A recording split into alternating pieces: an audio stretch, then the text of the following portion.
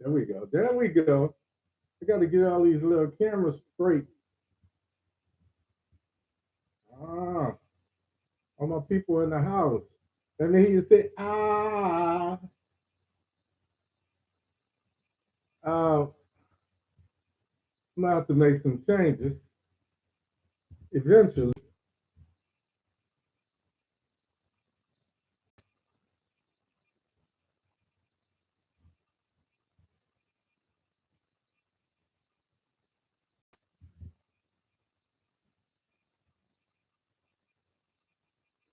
So,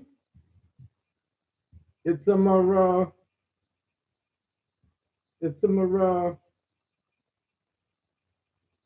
We're getting close, folks. That's all I can say. We're getting close, and there's so much drama going on in this place we call America that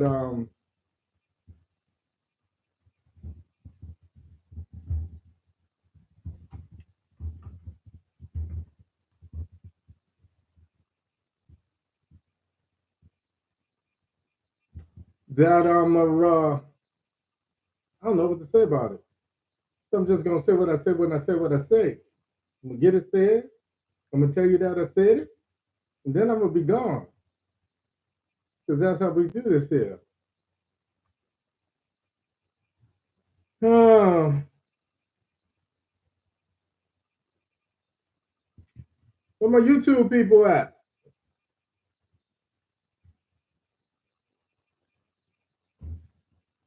Okay, let me see. Let me see. Let me see. YouTube. My mic sounds nice. Check one. My mic sounds nice.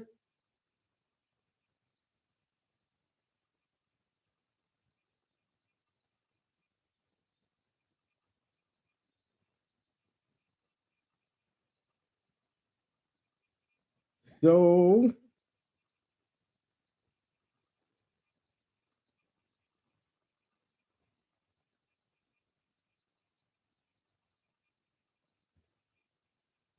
so yeah, B, YouTube, where you at? Where you at? Where you at? It's Thursday.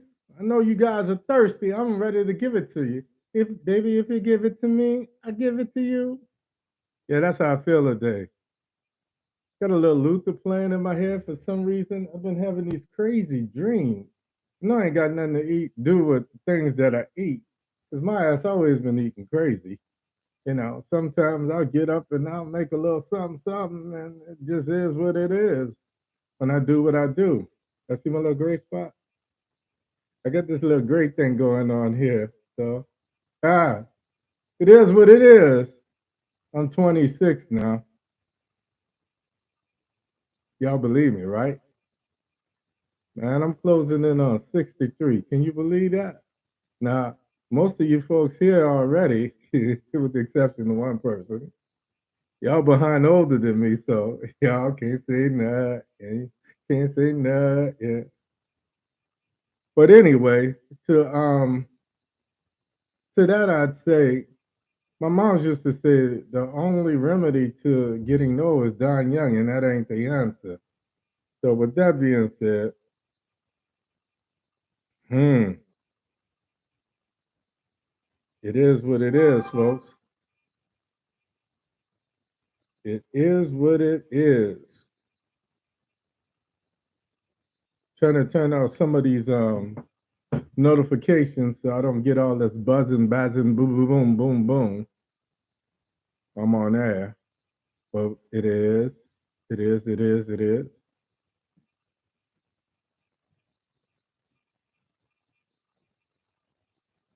I'm trying to see. I'm trying to see.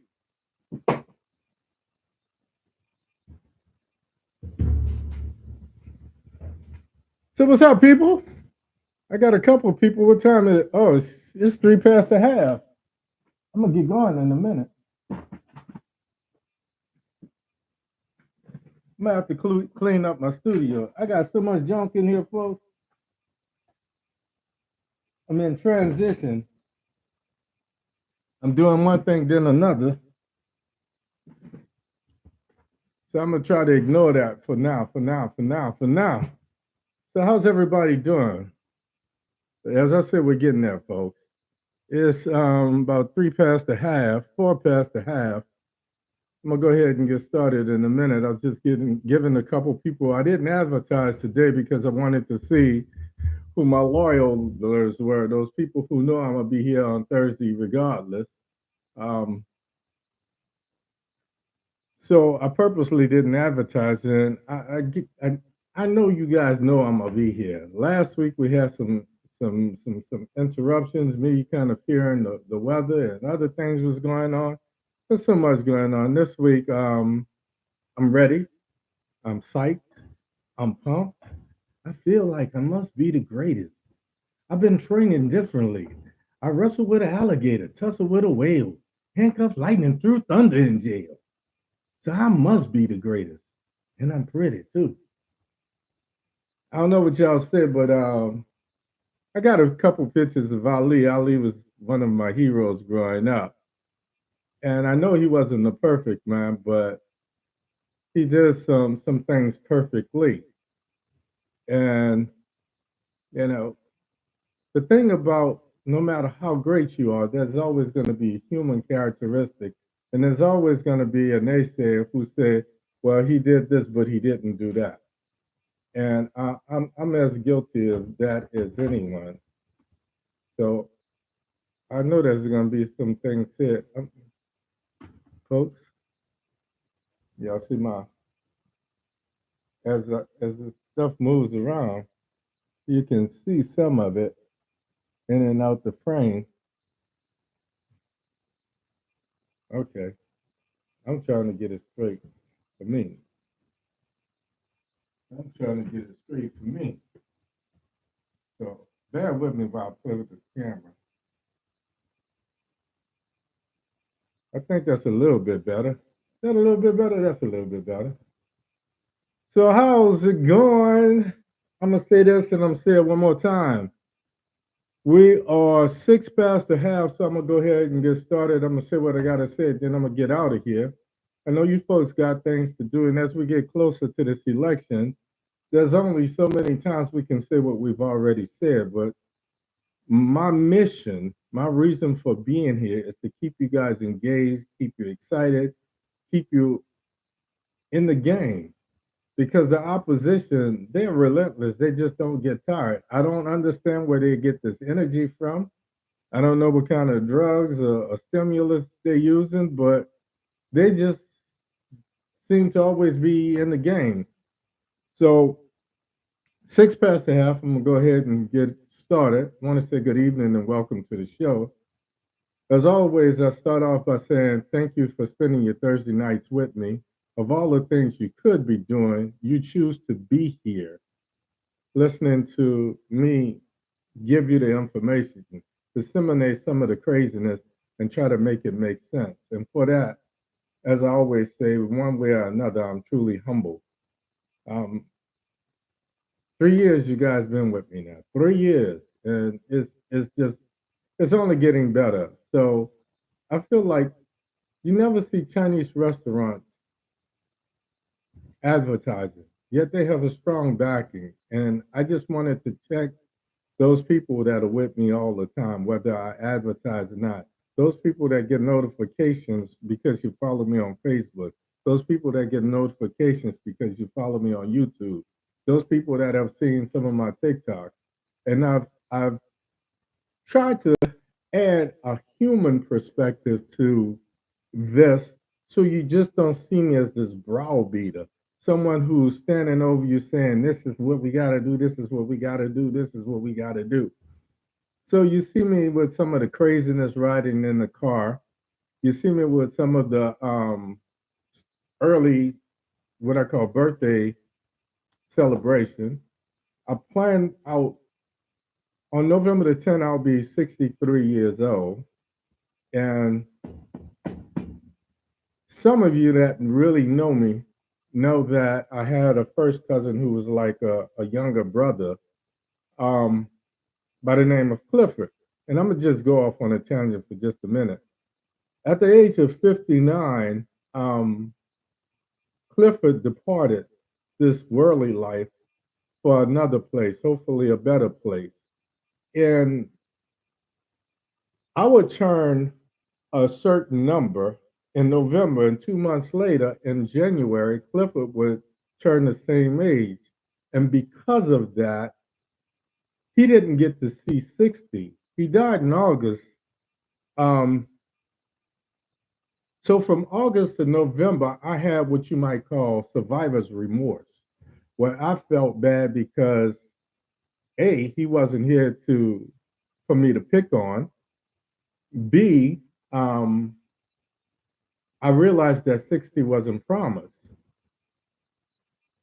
So now, and I didn't say this to anybody, but I'll say it to you guys. I feel like I have to celebrate for him. I feel like I have to celebrate for myself because he didn't see 60, 61, 62, or 63. So this is a big deal to me. Not only that, but I have friends that I graduated high school with who were like band brothers. I have people that I care about. Have young people having that are on my Facebook, in my Facebook family and relationships, and some of them I don't talk to every day. And even if you've known me forever, you know I'm not really a big phone person. I don't do a lot of conversing over the telephone. I've always been somewhat of a lone ranger. But when somebody that I'm I care about, I'm familiar with, I have this kind of ties. When I see them go through adversity, it affects me as well. So me celebrating 63 for 63 days, I counted back from November 10th, 63 days, and I started celebrating. And I did so by showing you guys this transformation. Me trying to maintain. I'm not gonna be, Schwarzenegger. Schwarzenegger ain't Schwarzenegger. But I want to be healthy enough where I can spend time with my grands and my great grands and so forth and so on. So that's what it's about. It's not so much a, a arrogance. It's really a humility, realizing that this thing that we call life is not promised to us. So we have to celebrate it every day in every way we know how. And if by doing so we impress upon others to appreciate this thing we call life, then so be it. And to those that don't get it, you and the horse you came in on. No apologies. So when I say no apologies, that's what it's all about. Um, 63 is coming up. I have my pains, I have my aches, but then I have my successes.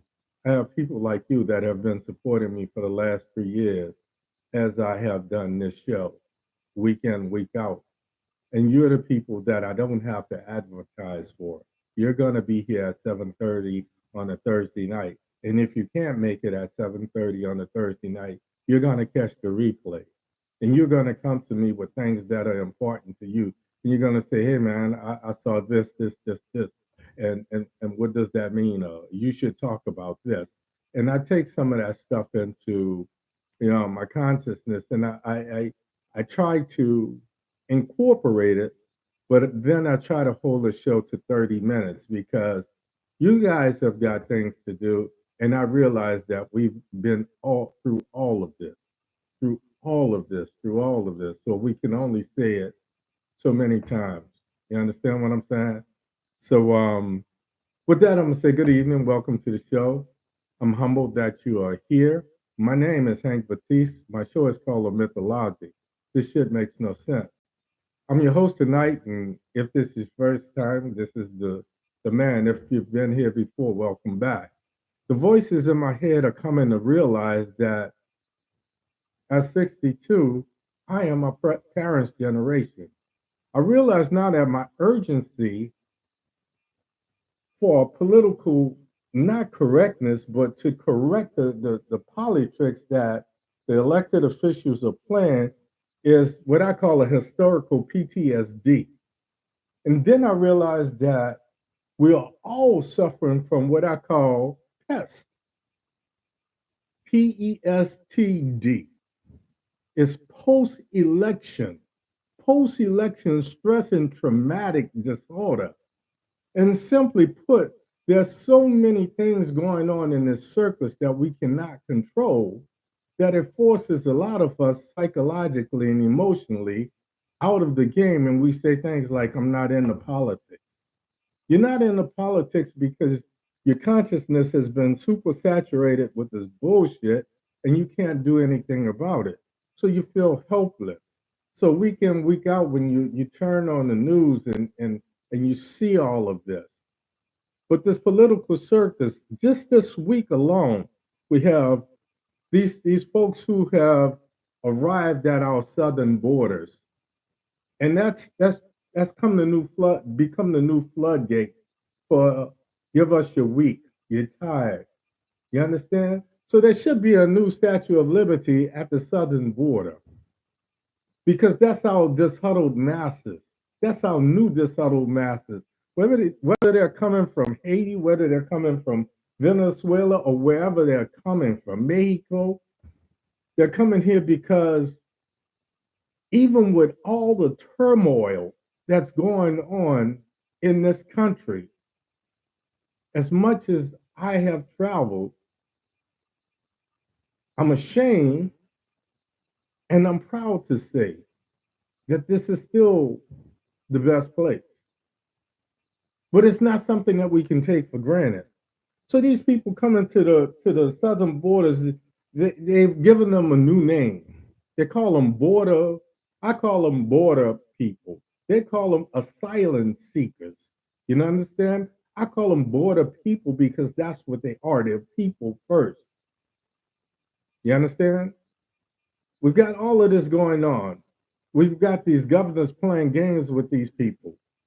And we see history repeating itself, and I'm going to try to talk about it a little later.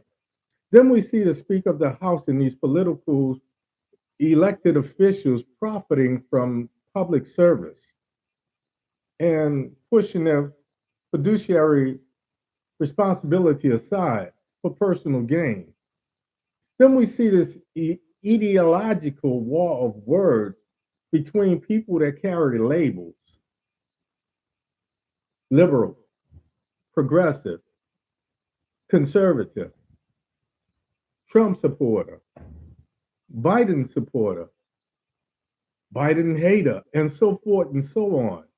And all of these people don't understand that the basis of this, these huddled masses, is the operative term being masses.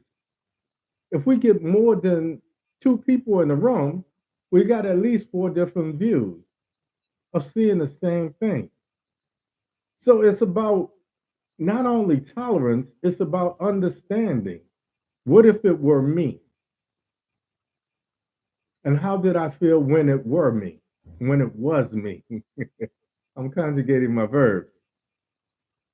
We see Trump disciples who stand to profit from hate. And we see just how strong hate is. Then we see this Dobbs, and I didn't talk much about it. Dobbs versus Jackson, and this thing that ensued after the disintegration of Roe v. Wade and taking away abortion rights. And that's just the top five, folks. So this is just one day in America. How do I sum all of that up? We got 54 days till the midterm election. So tonight's show is called 54 Days. We have to close the gap. Play on words. My name is Hank Batiste. This is OMITDALOGIC. This shit certainly makes no sense. We're going to make sense of it. Let's do this. First up, these border refugees versus asylum seekers. What we have seen in the last week is Southern governors doing what these people seeking refuge in this new country they call America, being used like political pawns, being put on buses and planes and sent off to states where there's usually a Democratic governor so that they're forced to make a difference, challenging Biden's border principles in this democratic way of trying to include everybody versus the Republican and Trump Republican hate mongering of excluding people that don't look like me, that don't believe what I believe, that don't praise the same despicable comb over God that these idiots praise, and so forth and so on. So some folks were put on a plane in California. The plane landed in Texas. More folks were put on a plane, and they were flew as far as Martha's Vineyard. They were flew from Florida to some of these Democratic states. And these folks get off the plane, they're being told that they're going to go somewhere where they're going to be given a job, they're going to be given housing, and so forth and so on. So all these promises are being made. Folks, every week I try to give you a historical perspective because a man that doesn't know his history is doomed to reliving it. This has happened before. It happened after Reconstruction when they started to incorporate the newly freed slave in the fabric that we call America. And it happened as late as the 60s, where Southern governors were shipping people up north, telling them that New York and Chicago and these places, Detroit, was open to them. And if they went up there, they would have a job. And then afterwards, history called it things like migration. All you're doing is you're redlining. You're taking people from one place and you're sending them to a place where they knew nobody. And take it from me, because I moved to Florida. I knew nobody, but I've lived here before. I'm a Marine. I'm used to making it on my own. I'm a Lone Ranger. I'm used to being by myself. But if you're in a strange land, you don't speak the language, you have no resources, no family. The family that you do have is in the same situation that you're in, and somebody lies to you and put you on a bus and drop you off in the dead of night or in the heat of the day in 100-degree heat. You have no food, no water. They lie to you and they drop you off. And they do it, and they say it's the Christian thing to do. We're sending you somewhere where you will be cared for. So in Florida, we have this despicable governor, Ron DeSantis, and he's been trying to play himself off as a new coming. But he's no different, folks. He's no different because he's making light of the situation by saying, since they believe in these people, let them have these people, because people coming to Florida think it's a great place to be. But in essence, what he's saying, if you don't have anything to offer the state, we're not giving anything to you. What he's not telling the taxpayers of Florida is how much money he had to spend to round these people up. Where did they get the planes from? To bus and ship these people out of here. It's despicable. It's disgusting. That's all I got to say about that. The scariest thing that's happening right now is 27 of Trump disciples have won their respective Republican primaries. We only have 50 states. So 27 from 50 is 23. I don't know if you realize it, but 27 is a majority. So worst case scenario, if 25 of those states, those people get into Congress, the coup continues. Because remember, I was one of the first people to call it a failed coup d'etat attempt on January the 6th. We're all tired of hearing about all of the this, the that, and who said what to whom, and where the emails, and what this means and what that means. This is as simple as Rodney King. And looking at this for 6 hours on TV was like watching a Rodney King video and counting the 57 blows that he sustained from 6 different police. We watched probably 10,000 of these Trump disciples ascend on the US Capitol. That's domestic terrorism, folks. That's attempting to overthrow the government. That is a coup. But they watered it down and they call it an insurrection. Now they're having no choice but start calling it a coup. Guess who said it first? Yours truly. Because I don't have to worry about sponsorship. I don't have to worry about what this person is going to say. I stay independent. I stay underground. I keep my numbers small because I want to have the latitude, the freedom to say what needs to be said. I'm saying what I need to say because these are the same people that have been supporting the lie. These are the same people who would support a would-be dictator who praises people like Kim Jong-un and Putin.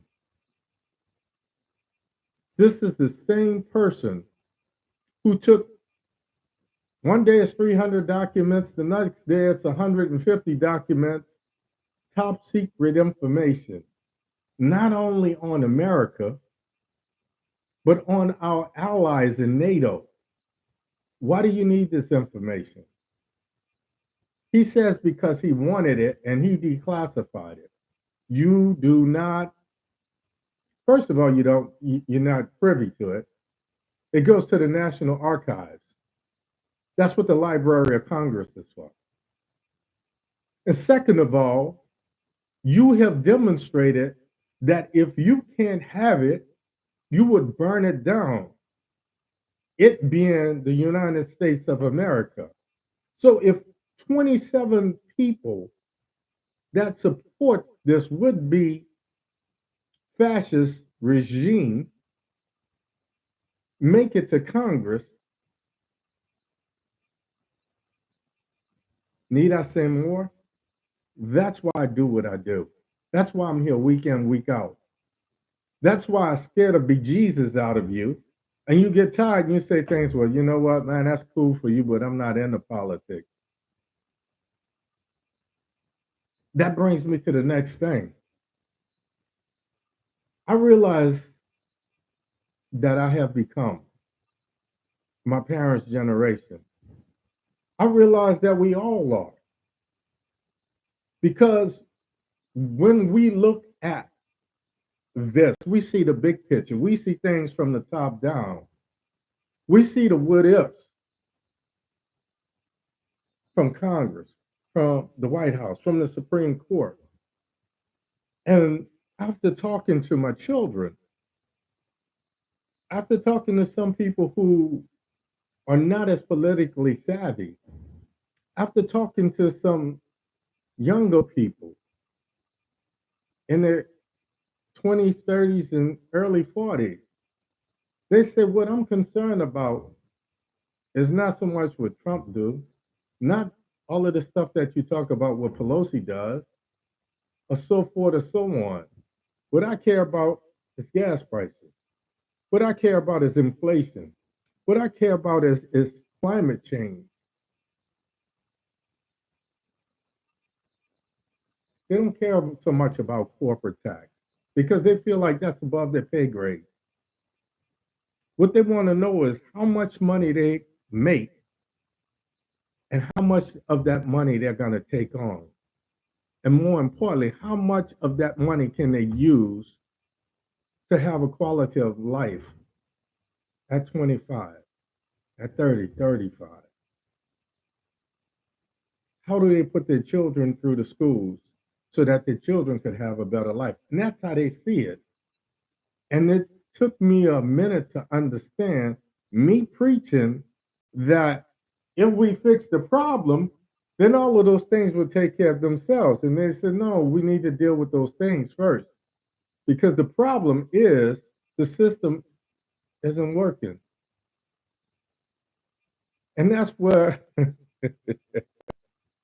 I came up with this term, post-election stress and trauma disorder, PEST, period. Post-election stress and trauma disorder. So if you hear anyone use my term, you know where it came from. Because I realized when you're subjected to any type of traumatic syndrome, to any type of traumatic situation, and there is no recourse for fixing it, it becomes chronic to the psyche. And over a period of time, it knots your stomach. It makes you disengage. It makes you say, well, you know what? I'm not into politics. I don't care about all that stuff. It's not that you don't care. It's that you feel powerless. And when you feel powerless, the body creates this thing that says fight or flight. Since I can't fight it, I run away from it. That's a basic response to self-preservation. So I understand it, folks. So I'm saying, when I say we have to close this gap, I'm not just talking about between the progressives, the liberals, the conservatives, those that make $10,000 a year, and those that make $10,000, $100,000 a year, or $300,000 a year. Because the one thing that they all have in common is they want a place where they can lay their head at night and not worry about their door being kicked in.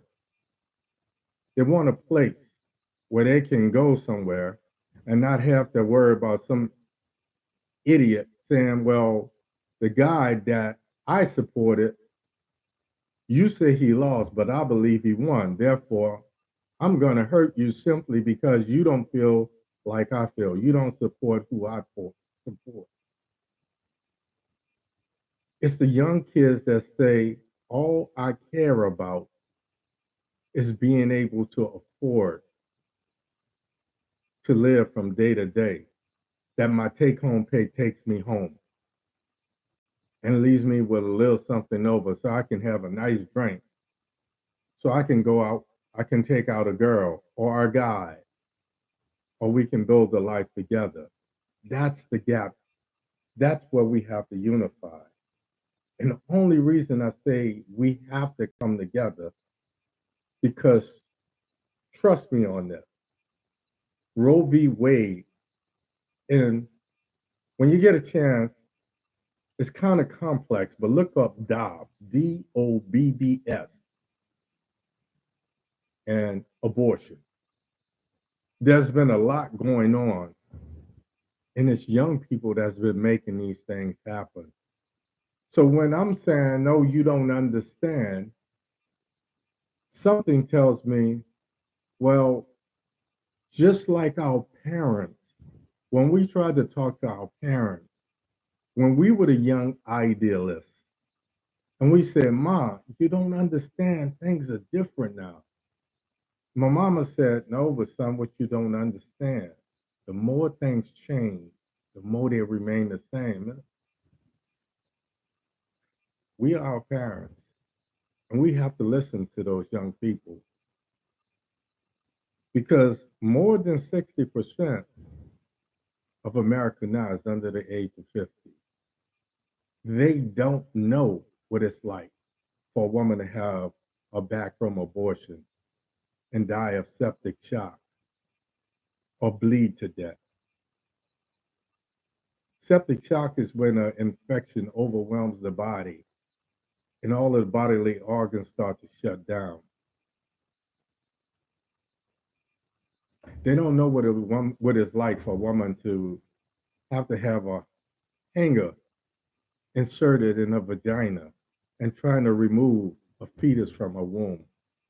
It sounds graphic, but that's the reality of it. They don't know what it's like, but they know it's something that they don't want to go through. So we are talking about what we experience, and they're talking about what they don't want to experience. And when we understand that that's where we meet in the middle, in 54 days, we can defeat all these knuckleheads. Because believe it or not, there are a minority. They're loud, they're boisterous, and they have this energizer bunny resiliency and tenacity. They don't seem to get tired. I don't understand it because I'm in pretty good shape for an old guy. But that relentless pursuance of hate because they have nothing else. 54 days, folks. 54 days, less than 2 months. On October the 8th, we got to show up. We got to show out as one. Whether we are 20, whether we're 40, whether we're 60, or whether we're 70.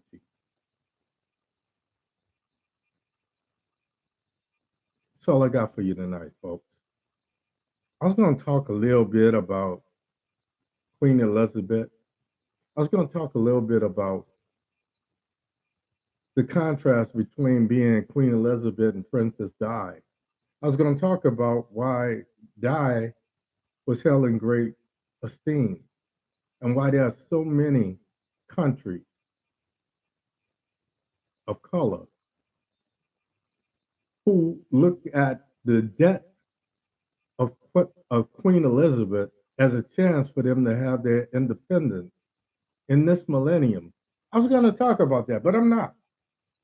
I'm going to let you do that on your own because I'm keeping this short right now. Maybe next week, maybe next time. But that's all I got for you tonight. 54 days. Let's show up as one. Let's show out. Let's turn this mother out for the good. As always, go to my YouTube. That's it right there. Omit the Logic. If you put in Omit the Logic, you get me on YouTube. Sign up. Even if you're not going to watch the 175 or 200 videos that's there, sign up.